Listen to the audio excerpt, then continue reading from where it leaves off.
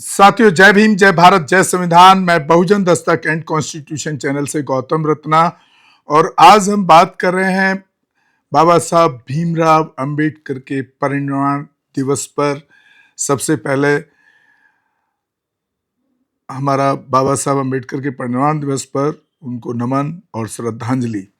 और मैं पूरे देश के लोगों से अपील करना चाहता हूं कि कल जो 6 दिसंबर को बाबा साहब अंबेडकर के मैंने देखा है जो परिनिर्वाण दिवस है, वो एक काला दिन के रूप में हमको देखना चाहिए उस स्थिति को। लेकिन मैं अक्सर देखा हूं कि लोग 1956 जो बाबा साहब का जो 6 दिसंबर का दिन था वो बहुत ही दुखद है, उसको सेलिब्रेट ना करें।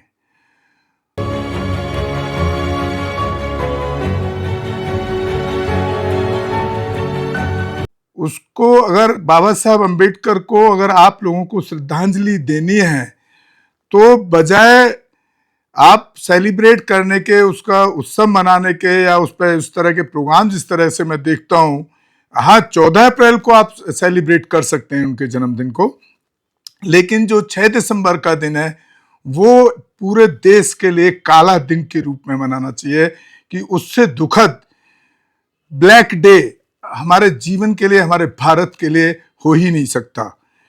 क्योंकि जो उन्होंने काम किए वो देश की तरक्की के लिए, देश में समानता के लिए, देश में महिलाओं के अधिकारों के लिए, और पूरे वर्ल्ड में जो उन्होंने अपना नाम स्थापित किया और उनको विश्व रत्न से लेके भारत रत्न तक के अवार्ड से नवाजा गया, तो उनका जाना एक बहुत दुखद है हमारे देश के लिए भी, और खास तौर से बहुजन समाज के लिए, वंचितों के लिए, आदिवासियों के लिए, scheduled tribe, SC ST OBC minority और पूरे देश की जो महिलाएं, स्पेशली उनके लिए बहुत ही दुखद दिन है वो।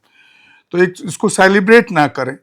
अगर उसको बाबा साहब अंबेडकर को अगर आपको श्रद्धांजलि देनी है तो कम से कम उनको आप और दिन नहीं पढ़ सकते तो 6 दिसंबर को टाइम निकाल करके उनके जीवन के इतिहास को, उनकी बायोग्राफी को, उनके कामों को पढ़ने का काम करें और उस पर चलने का काम करें।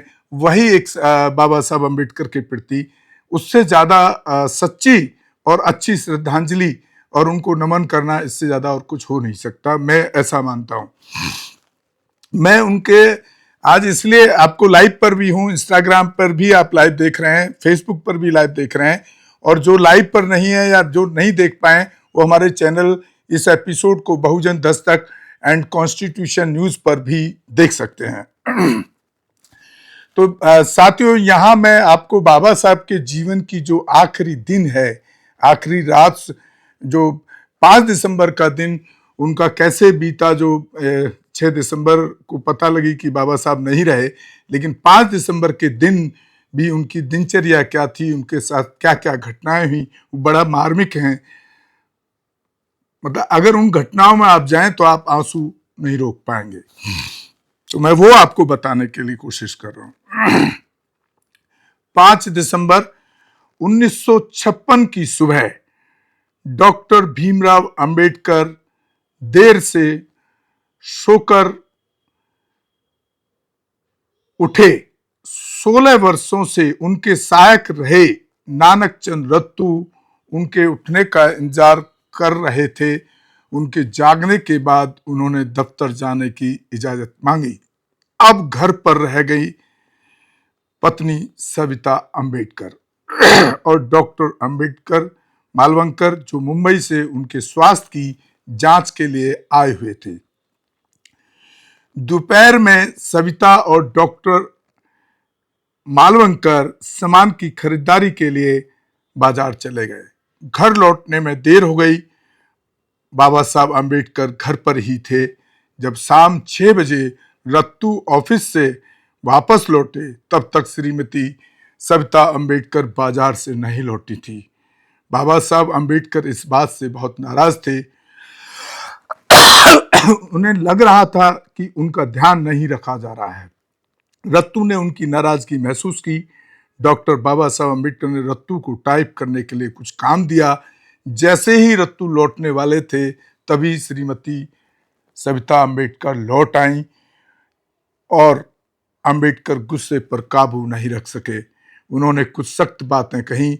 जब श्रीमती सविता अंबेडकर ने पति को आपे से बाहर होते देखा, यानी बाबा साहब अंबेडकर को बाहर, तो उन्हें लगा कि उनकी कुछ भी कहना आग में घी डालेगा, लिहाजा वो शांत रही। उन्होंने रत्तू से कहा कि वह बाबा साहब अंबेडकर को शांत करने की कोशिश करें। रत्तू ने कोशिश की, थोड़ी देर में वह शांत हो गए। उसी दिन जैन धर्म के प्रतिनिधिमंडल से मिले। उसी रात करीब 8 बजे जैन मतावलंबियों का एक प्रतिनिधि मंडल तय समय के अनुसार उनसे मिला। डॉक्टर अंबेडकर को महसूस हो रहा था कि वह आज मिलने की स्थिति में नहीं है, लिहाजा मुलाकात को अगले दिन के लिए टाल दिया जाए। चूंकि वो लोग आ चुके थे, तो यहाँ पे एक बहुत बड़ा सवाल है कि हर धर्म का व्यक्ति चाहता था कि बाबा साहब हमारे धर्म में आ जाएं, तो इसी उसमें जैनी भी गए। तो उन्हें लगा कि अब मिल लेना चाहिए। इसके 20 मिनट बाद वह बाथरूम गए, फिर रत्तू के कंधे पर हाथ रखकर वापस ड्राइंग रूम में लौटे। सोफे पर निढाल हो गए, आंखें बंद थी। कुछ मिनटों पर शांति पसरी रही और जैन नेता उनके चेहरे की ओर देखे जा रहे थे। फिर बाबा साहब अंबेडकर ने सिर हिलाया। कुछ देर बातचीत की, बौद्धिज्म और जैनिज्म को लेकर सवाल पूछे। प्रतिनिधिमंडल ने बुद्ध पर एक किताब भेंट की। वास्तव में वह उन्हें अगले दिन के एक समारोह में आमंत्रित करने आए थे। डॉक्टर बाबा साहब अंबेडकर ने आमंत्रण स्वीकार कर लिया, भरोसा दिलाया कि अगर मैं स्वस्थ रहा तो अगर स्वास्थ्य ने अनुमति दी तो वह जरूर आएंगे। जब वह जैन प्रतिनिधिमंडल से बात कर रहे थे, तभी डॉक्टर मालवंकर ने उनका चेकअप किया। फिर डॉक्टर मालवंकर पूर्ण रात प्रोग्राम के अनुसार मुंबई रवाना हो गए। रात में बिस्तर के पास कुछ किताबें रखने को कहा। जैन प्रतिनिधि मंडल के जाने के बाद रत्तू ने उनके पैर दबाए। डॉक्टर बाबा साहब अंबेडकर ने सिर पर तेल लगाने को कहा। अब वह कुछ बेहतर महसूस कर रहे थे।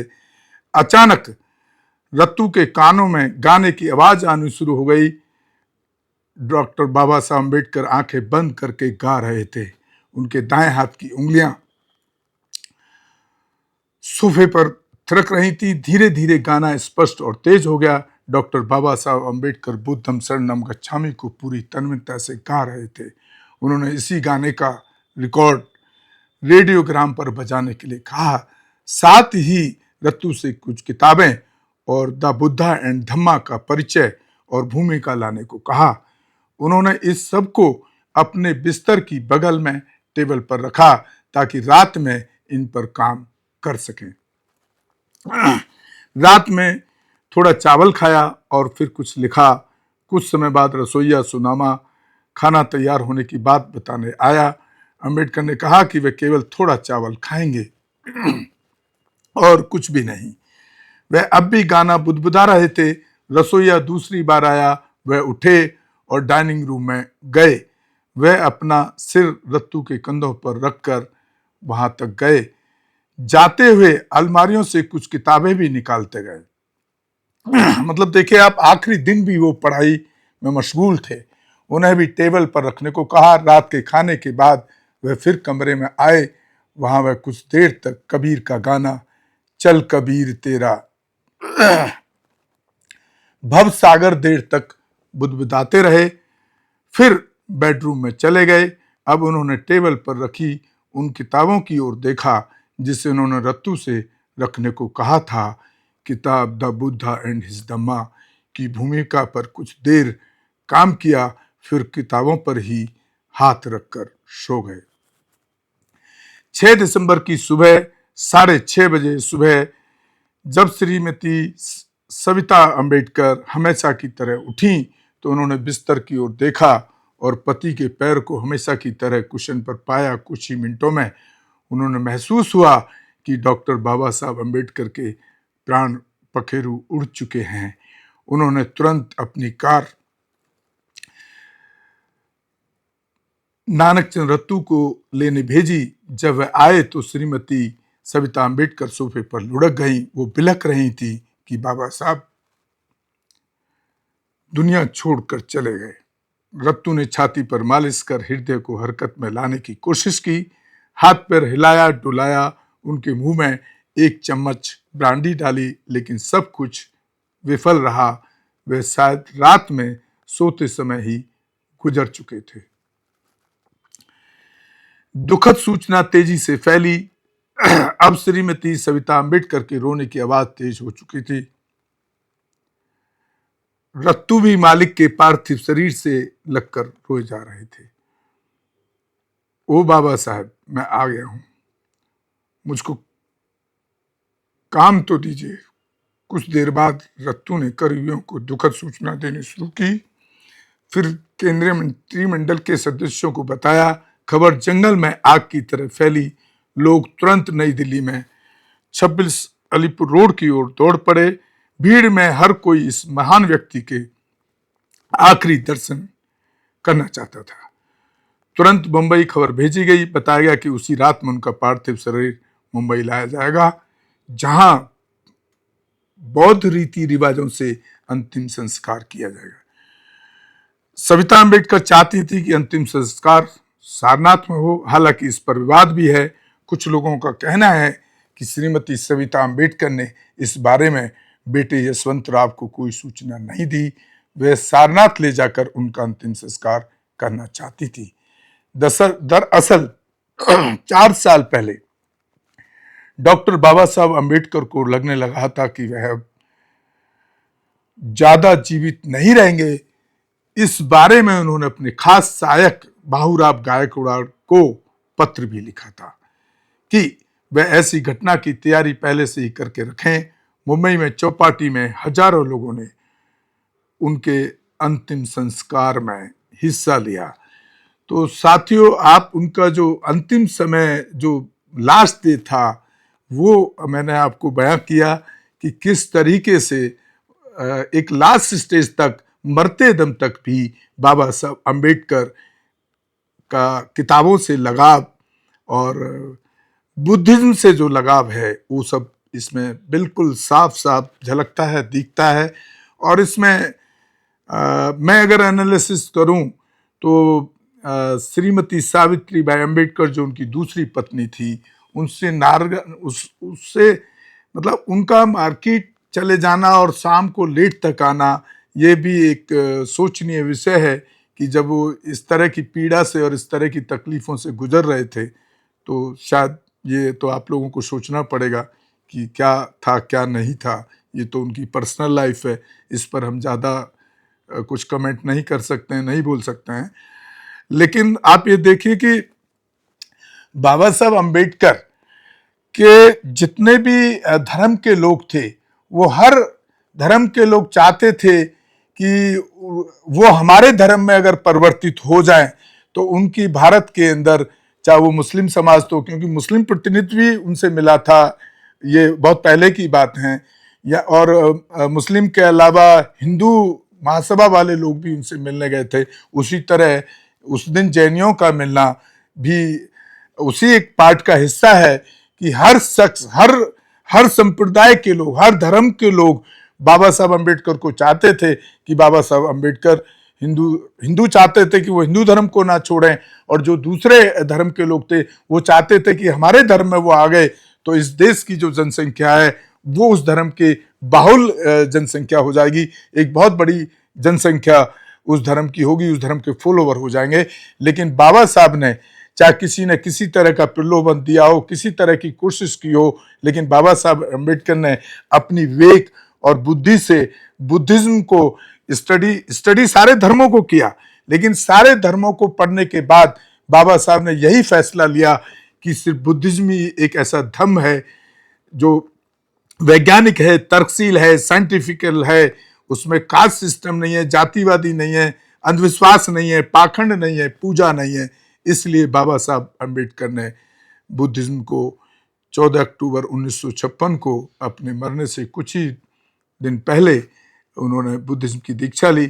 तो और दूसरा, मैं सभी साथियों से, जो लोग देख रहे हैं मुझे, मैं उनसे भी यही अपील करूंगा कि अगर हिंदू धर्म में कोई सुधार की गुंजाइश होती तो मैं उनके कई ऐतिहासिक स्थलों पर गया हूं मैं क्रांति भूमि गया हूँ जहाँ बाबा साहब अम्बेडकर ने मनुस्मृति को एक ब्राह्मण मित्र के द्वारा उसके हाथों से आग लगवाई, जलवाया। उस जगह का नाम क्रांति भूमि है। मैं चावदार तालाब भी गया हूँ जहाँ पर पशु पानी पी सकते थे, लेकिन हमारे समाज के वंचित लोग पानी नहीं पी सकते। वहां पर उन्होंने आंदोलन चलाया। कालाराम मंदिर में प्रवेश का आंदोलन चलाया। अगर हिंदू धर्म के अंदर सुधार की कोई गुंजाइश होती तो इतनी बड़ी शख्सियत ने इतना कोशिश किया, इतनी ट्राई की उसमें सुधार के लिए, तब नहीं हो पाया।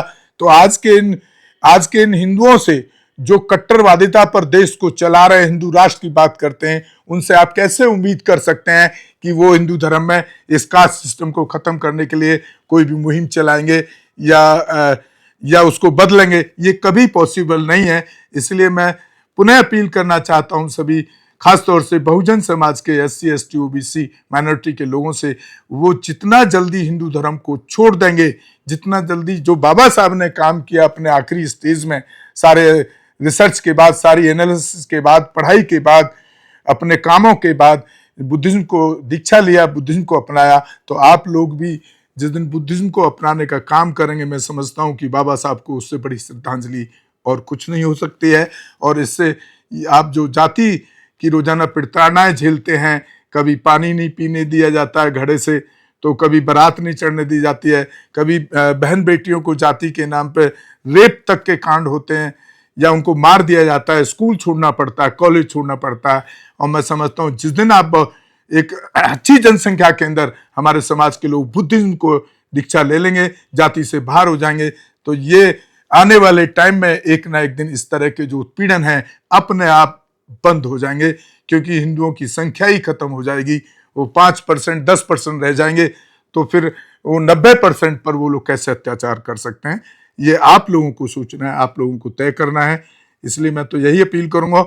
और मैं यहाँ सिर्फ लेक्चर देने के लिए या आपको ये बात करने के लिए यहाँ नहीं बैठा हूँ। मैंने खुद 99 के अंदर बुद्धिज्म का दीक्षा ले चुका हूँ, अपना नामकरण कर चुका हूँ, अपना इसको चाहे घर वापसी कहिए या शुद्धिकरण कहिए, तो ये काम मैं पहले ही कर चुका हूँ। और दूसरा, कोई भी एट्रोसिटीज का मामला हो, अत्याचार का, हमारे बहुजन समाज पर, महिलाओं पर, वो जरूर हमारे चैनल पर नंबर दिए रहते हैं, आप हमें फ़ोन करें, हम उसमें तुरंत एक्शन कराने की कोशिश करते हैं, वहाँ के पुलिस अधिकारियों से बात करके, वहाँ के प्रशासन से बात करके।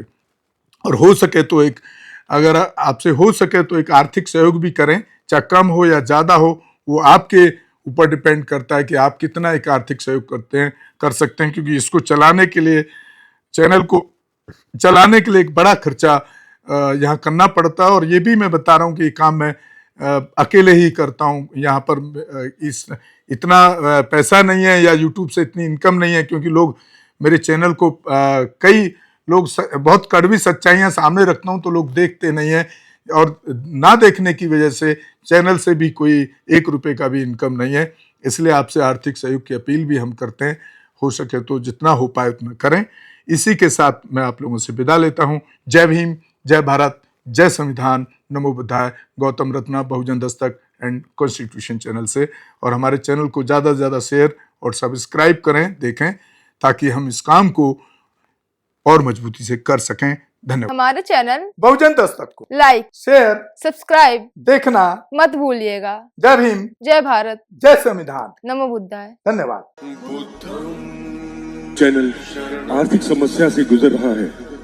अगर आप बहुजन समाज में बाबा साहेब अम्बेडकर और तथागत बुद्ध की विचारधारा को अधिक से अधिक लोगों तक पहुंचाना चाहते हैं, तो हमें आर्थिक सहयोग प्रदान करें, ताकि हम अपने चैनल के माध्यम से देश विदेश में समता, बंधुता, एकता और संवैधानिक अधिकारों को ज्यादा से ज्यादा लोगों तक पहुंचा सकें।